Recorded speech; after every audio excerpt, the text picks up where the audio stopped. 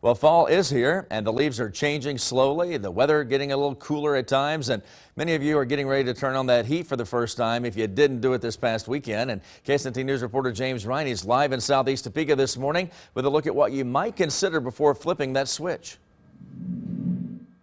Yes, David, before you go over to the thermostat in your home, before you turn on that heater, there are things that experts say you should do beforehand. Now, before flipping on the heater, experts say you should take a look at your furnace's filter and then replace that filter if it is dirty. Experts say you can also replace or check the batteries in your thermostat. Now, I spoke with Nathan McCart, the service manager at Blue Dot in Topeka. He explains what they look for when they inspect a furnace.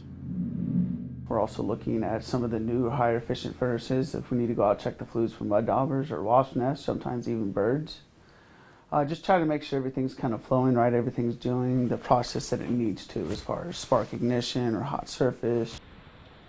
McCart says this is the time of year when they start to see more furnace maintenance calls. He says the average furnace will last 15 to 20 years. That's around the time components will start failing and need to be replaced. Now, with all that in mind, experts say it's best to flip on the furnace now, even if you don't plan on using it yet.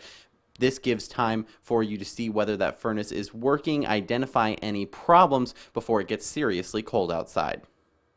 Live in southeast Topeka, covering local news that matters, James Ryan, KSNT News. James, we appreciate the advice there with your live update. And experts also suggest winterizing your windows and doors. Filling gaps around that home will help keep the heat inside and save you money on those heating bills this winter.